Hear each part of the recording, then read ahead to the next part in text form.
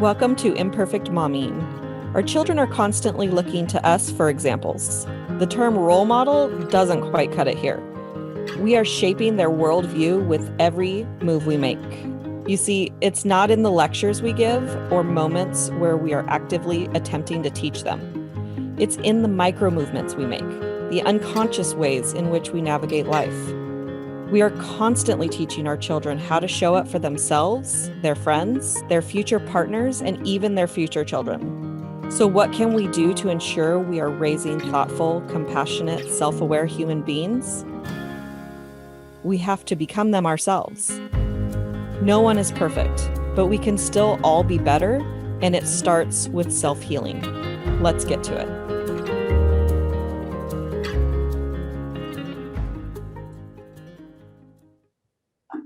Welcome back to Imperfect Mommying, and we have a very special guest today who I'm going to let her introduce herself.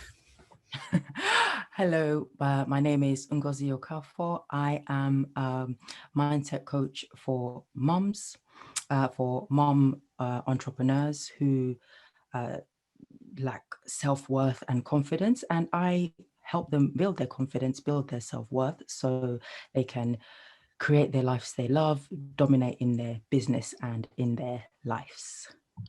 It's so amazing and super important. And you and I are similar in what we do. And so what do you feel like the biggest struggle? You mentioned self-esteem, self-worth.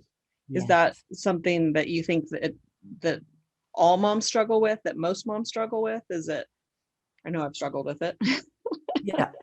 Well, I wouldn't say all moms struggle with it because I don't know all moms, but I would say a pretty large amount of moms do struggle with this from the moms I've spoken with, from my own personal experience. This is something that we struggle with. No one gives us a manual before we become moms. Our moms never had manuals and they did the best they could given what they had. So definitely, I think this is something that many moms struggle with from my experience. Yeah. Yes. So what's a way that you help with self-esteem inside? Is it inside? Yes. Is it inside the business where they're struggling with self-esteem? Is it inside being a mom that they're struggling with their self-esteem, or is it across the board? It's across the board. Everything starts with ourselves. This issue of self-esteem, low self-worth, low confidence, I've noticed with many moms, it has come from childhood and they take it to adulthood. So it is across the board. And if they haven't got the confidence, the self-esteem in themselves, this affects their ability to charge their worth in their business. It affects their relationships with their family, their children. It's across the board. And you asked me how I help, did you say? Yes. Yes. So I run a blog which gives mental health tips, self-esteem, self-worth tips, and that's just information. But I also offer coaching, where I have a 9-step program which goes through mindset, self-awareness, habits to cultivate, which will help build confidence and help moms shape their self-worth. And it really boils down to who we are, who ourselves are, who we are as in our authentic selves, basically. And when we know who we are, what our values are, what our purpose is, we can start to live according to those values, and that gives us helps us to live more fulfilled and joyful lives. And that basically transcends or cuts across our finances, our relationships, and our health as well. Yeah. I mean, you're speaking my language because number one, I love helping people with this. Number two, I've struggled with this myself.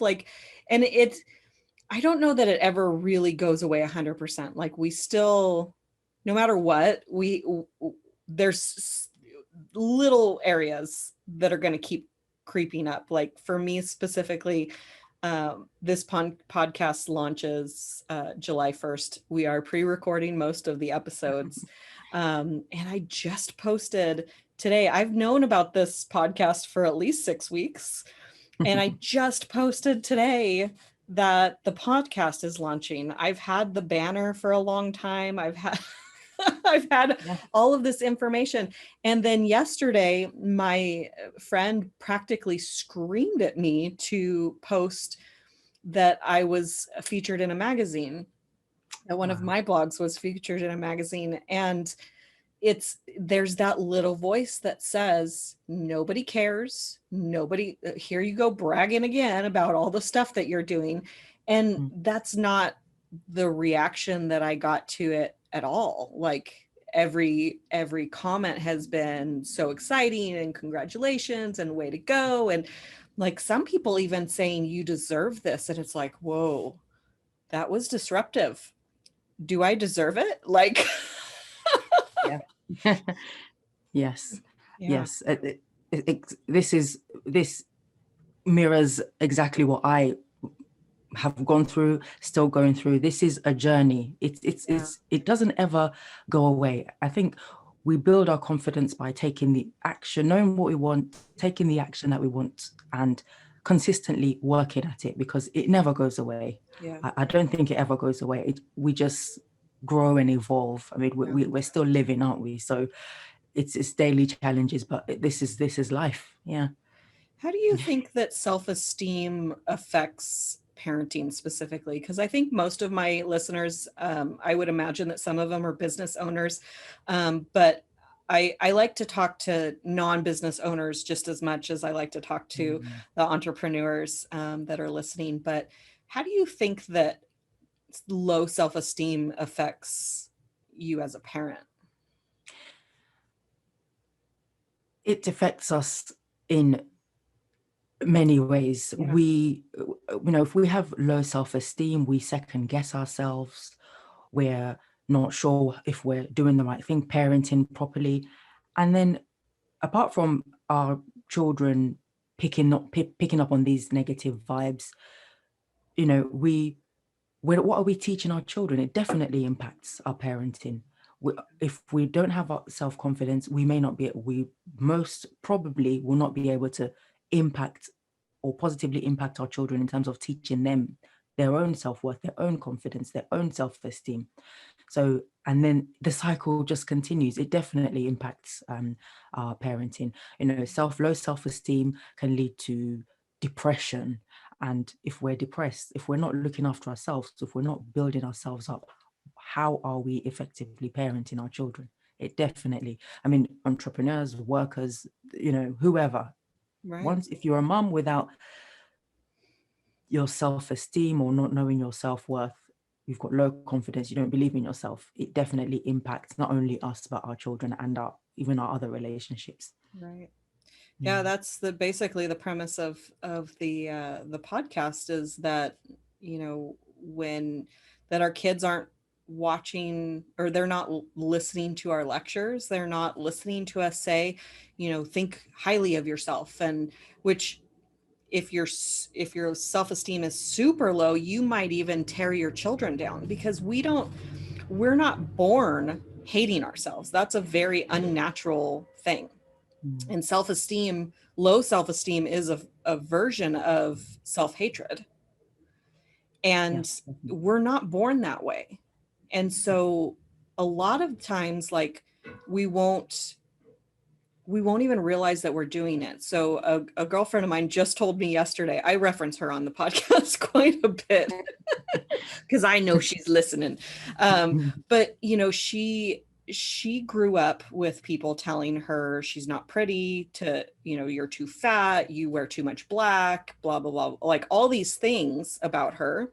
And so she has a little girl, and she's self-healing through parenting, which is something I did in the beginning too. Like, I parented differently because of certain things that were that I had experienced, and so she's doing the same thing. And so she tells her daughter she's beautiful, and her daughter is or her my friend's husband, the father of her daughter, is talking to his mother, and their daughter comes in front of Zoom, and she's just da da da da da chitter chatter, and she says, "I'm beautiful," and her grandmother says, "Well, I wouldn't go that far, but you're pretty." Right? Oh. If you're not watching the video, Ngozi just made a face.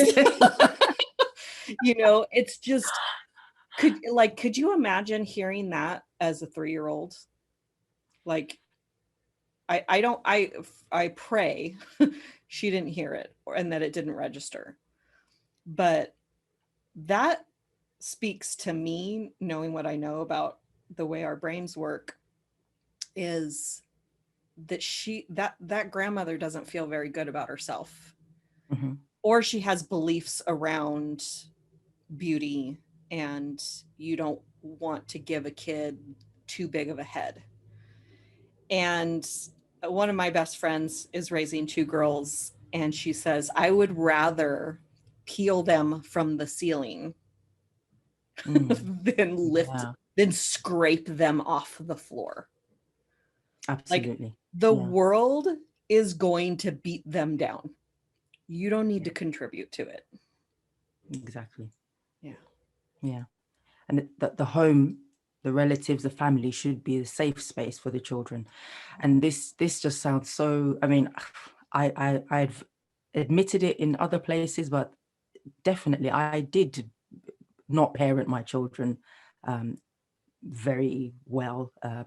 I repeated the patterns that I was trying to run away from, or the patterns that sent me away from home at an early age. I saw myself repeating in my children, and it is sad if parents don't recognize this and change this, because the home, the parents and grandparents should be the safe, like the comfort place for the children, that we're there to cultivate them and nurture them and give them that self-confidence and make them believe that they are worth it, but yeah.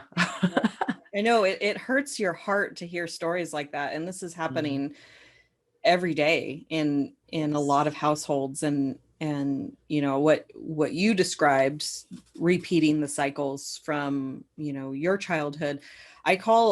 There's cycles that we have that we're aware of, right? There's, my mom was an alcoholic. I didn't like how that felt. I'm going to not be an alcoholic. That's just the example I use. My mom was an alcoholic. But those are the cycles that we are aware of. We don't want to repeat. We're very conscious of them, and we do our best. And sometimes we open our mouth and our mother comes out, right? Yeah. And so, but there's little things that I call the silent cycles, the things that sucked, but didn't suck bad enough, I guess, to correct, or that we weren't even aware of them, that they happened. And my example of that, and I call that the silent cycle. And my example is, my dad, when he would spill something, or he's in the car, he spills coffee on himself, and he would hit the steering wheel and say, "Dang it." And that was his reaction to spilling something. And so, like father, like daughter, I'm 33 years old or something, or 34, 35 years old. I spill coffee on myself 3 days in a row because I'm that good. And I didn't hit anything, but I got upset. I said, "Dang it." And the third time it happened, the third day, my son says, "Why do you get mad when you spill something?" And I was like, "I don't know." I have no idea. And now, like, I spilled something on myself the other day, because that hasn't changed. And my reaction was, instead of mad, it was shock instead of anger. And again, he noticed, and he said, "What happened?" "Oh, you spilled something." And so not being aware of those patterns is what creates, you know, the repeating of them. And so Yes. that's why personal development is so important. And, you know, hopefully the things that you did with your children, you've been able to repair them as you've healed. Definitely. This is why I say it starts with the self. For me, it started with myself. It seemed like I woke up one day and I just had enough. I wanted a different life, and I got into personal development, self-development, self-help, self-healing. And it's been a journey. It's been a process. It hasn't been what didn't take one day. And I'm still on that journey, but definitely I've changed a lot of things, changed my parenting style, because at the end of the day, these children are that they are beings themselves. They've got their own path, their own purposes as well that they need to learn, and we need to help them to develop, and you know, in a safe environment. Yeah. So yeah. And I think that one of the things that's been really freeing for a lot of the guilt that I would create in my own parenting is that I think I saw a meme that was business related, but I'm going to relate it to parenting, that, you know, your path in life is, you know, God's plan for you, right? The God, the universe, whoever, there's a plan for you in your life. Yeah. And inside the plan, he's factored in your mistakes. And so if you take that into a parenting context, our children were born to us for a reason. They're in our lives for a reason. Yeah. And that reason includes the things that we're going to do that are going to be mistakes, that we're going to decide are mistakes. And I'm using air quotes if you're not watching the video. So, you know, because the things that we decide, things that are mistakes, you know, and I know that my mom has felt a lot of guilt about the choices that she's made in her life and the things that she did or didn't do as a parent. And in reality, like, all of those things that she did, all the things that my dad did, all the things that my step parents did, all the things that have happened in my life have been part of my journey. And without those pieces of the journey, I wouldn't be where I'm at. And I wouldn't be helping who I'm helping. And the big reason that I like to focus on guiding moms to joy is because I'm currently living a joy-filled motherhood / life. And I wanted that so much for my mom growing up, that I have a soft spot for moms who are struggling. And I want, like, this kind of thing wasn't available back then the way that it's available now, you know? And so that's part of my mission. And so, you know, your kids have a mission, and sometimes you're messing them up or making mistakes, air quotes, messing them up, air quotes, you know, is part of the journey. Absolutely. I mean, even we're on a similar journey, as you mentioned, because even my coaching is focused on mums, Right?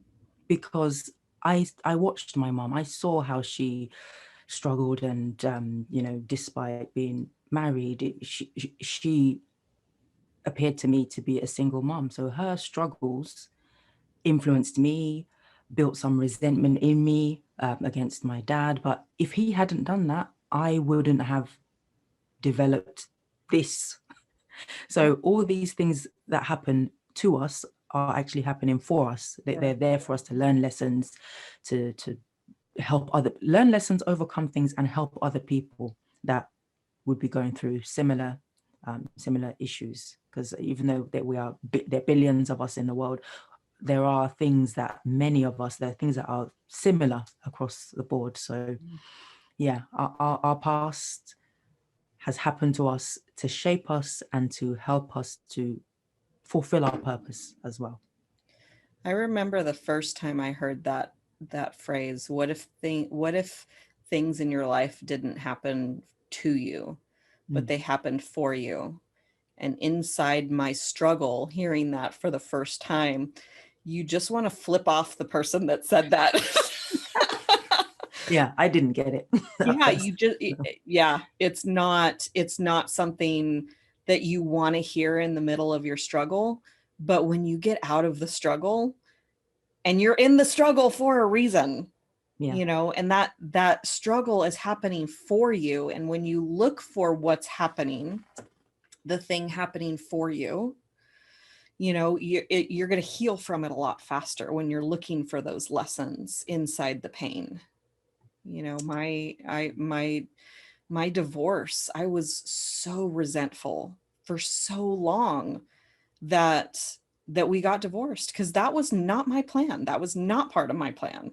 In fact, he swore to me that he didn't care how unhappy he was in our marriage. He was not going to leave, which wasn't comforting on one level, and it was super comforting on the insecure level, But that ended up not being true. And I was angry about it. And ultimately, it's the best thing that's happened to me. It's probably the best thing that's happened for our son, because he gets to experience a different type of me, and he gets to experience another type of dad. And he gets, he gets, right now, he's got a couple of stepsisters that he loves. And anytime that he tries to say, how come you and dad don't get back together? I don't know why he wants that. He's never experienced it. It's just, that's what kids want. Yeah. And, every time he says that, I'm like, well, your life would be incredibly different if we were still together. And you know how you don't like it when me and Larry have little disagreements? Your dad and I had big disagreements. Yeah. So It's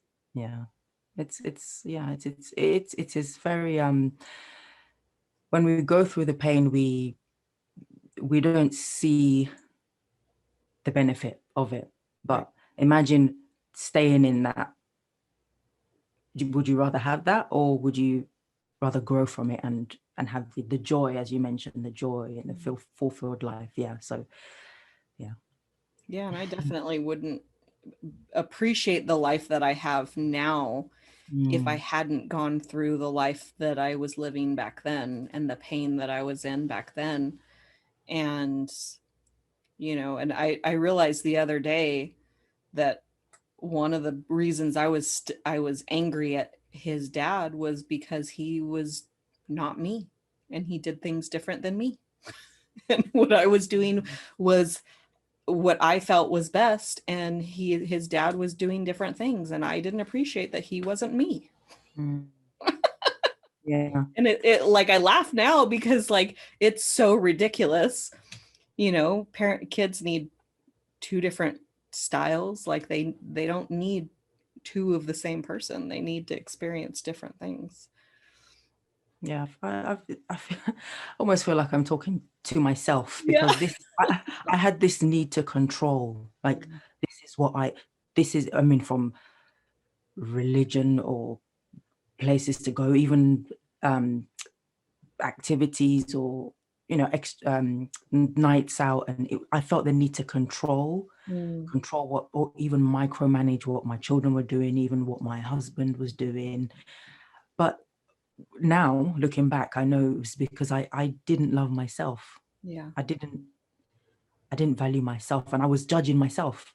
I didn't know that at the time, but looking back, it's that's what it was. Because now that I've let go of all of that and learning to love myself and be more appreciative of myself, all of that has reduced. And the more out of control you feel on the inside, the more you try to control the external. Yes. And we don't have control over anybody but ourselves, and we don't even really have control over ourselves. It's true. It really, exactly. I mean, Yeah. we have our plans, we do our visualization and our practice, we plan what we would like, Mm-hmm. but then how do we know what's going to happen in a minute or two, Right. you Right. know? Yeah. So the easiest is to focus on what we can control, Right. what Stephen Covey called our circle of influence. So, remain in Right. that, just and block out all the external Yeah. noise. If there was one piece of advice that you could give to moms, what would your advice be? It would be forgive yourself. Mm. It's twofold, really. Forgive yourself and for any past mistakes, and just start now. Yeah. That we always have now, we always have today. So don't judge yourself and don't dwell on the mistakes you've made in the past, because that's not gonna change anything. Yes, acknowledge it, realize you made these mistakes, and acknowledge that you wanna improve and make plans of what you are gonna do, but don't dwell on the past and don't judge yourself, because you're only gonna depress yourself and keep living in the past, which is not helpful for yourself and it's not helpful for your children. I couldn't agree more. Yeah. Absolutely. Is there a book that was exceptionally impactful for you along your personal development growth journey? Yes, there have been many books, but the one I will talk about or just mention is "You Can Heal Your Life," which is Mm, by Louise Hay. yes. So our brain, our mind can control or does control what happens in our body, and when we quieten our mind and feed ourselves with positive information. Not saying that everything that would happen to us would be positive, but the way we deal with it would be positive, and that would impact our body and remove dis-ease from our bodies, which I've experienced myself. Healing. I'm on this journey of healing myself. And yeah, it's the mind is very powerful, and we can heal our lives. Yeah. So And our yeah. minds are actually wired to find problems. That was a survival mechanism in, caveman days. Like there's a tiger in that bush over there. Like we have to be constantly looking for the tiger or Mm. we're going to die. And because our brain is wired to the negative, to look for the problems, we have to feed it the positive. We have Mm. to be intentional about to counteract that. Like I haven't watched the news like ever in my life. But when I was 22, I remember there was this new there I was living with my in-laws for a short amount of time, and they watched the news constantly, and so I would just sit and hang out with them, and there was this news um what do they call it, news story. It's like it's not an article. There was this news story that I'm not even going to repeat it, and I just remember for the rest of I'm 38 now, so I'm still talking about it 16 years later. Mm. That Yeah. it's like, I will not watch the news. This is why I don't watch the news, because it was so upsetting to me. And every once in a while I'd get sucked into watching like talk shows and stuff, and that's just fancy news, or slightly more entertaining news, and I was watching Ellen. I love Ellen.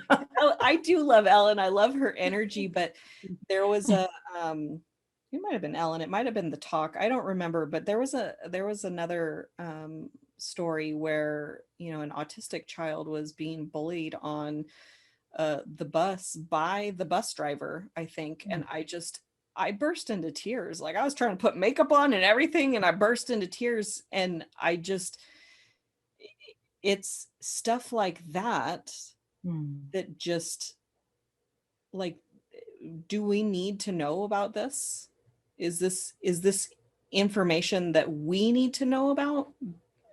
Like, unless you're going to go do something about it, it's like, I don't know. It's a fine line, because Mm. we should be informed and we need to fill our minds with positive things. So I'm backpedaling just a little bit. No, absolutely. I've been sort of wanted to say, well, yes, me too, high five, because I don't watch the news either. Right. And every so often my mom would forward, well, almost every day. She's actually reduced it now because I don't open those the things she forwards to me, like the bad news and war going on here and there and people killing each other in different places, and even the global issue going on right now. Yes, it's there, but I don't need to hear of the negative. I mean, I don't know, like you say, it's a fine line between, do we need to be aware of what's going on, but do we really, what are we doing? Why are we knowing about things? Are we going to fix it, or are we just knowing for the sake of it? So if it's I just don't watch news. it's just feeding the lizard brain that Yeah, is looking for the danger, and it puts your body in a state of panic, exactly. and we wonder why we have such high anxiety. And like back in the day, we used to have a village helping raise our kids, and now we're trying to do it all by ourselves because of all the things that we hear in the news that Yeah, happens to kids. Like, we don't let our kids walk down the street to their friend's house anymore, or ride their bike down, and come home when the street lights come on. Like, that's how we were raised in the 80s. You yeah, you don't come home until the lights are on, and you just play outside and you have a lot of fun. And I told my son that, and he goes, man, I wish I could have lived in that time. Like, yeah. we Yeah. have play dates now. It's you're right. You're so right. You know, and I think the thing is, we can attract some of these things to ourselves if we focus on a lot of these things. Where we focus our energy on, that those things grow. So Yeah. we know, if we're, especially if a lot of us have faiths, and if we have our faiths, and if we believe in God and source, we really need to focus our energy on that, and build our faith, resilience, and just not be fearful, not live in fear, Right. Because I think that we actually affect the world more by Yes. focusing on the positive than we do listening to the news and the negative. Like, there's significantly more positive happening. Um, Yes. we raise the vibration of the world by raising our own vibration. Yes. And I call Louise Hay's "You Can Heal Your Life." I call that the magic book, because Yeah.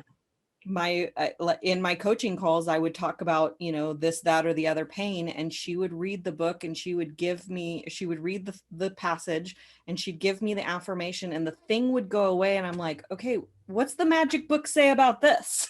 What's the Yeah. magic book say about that? And then I Yeah. finally got my own copy. Yeah. Yeah, Yeah. exactly. No, because every part of our, and if you think about it, or look at it, with I don't know if you've seen the diagram, the brain with the nervous system, basically, the nerves go into every part of our body. So why wouldn't what we think and what we're putting in our minds affect our body? Because, it really does. It Yeah. really does. I definitely believe it. So, and I've healed myself of anxiety, depression, eczema, chest pain, body pain. Yeah, no. All right, I'm I gonna have love to that look up book. eczema.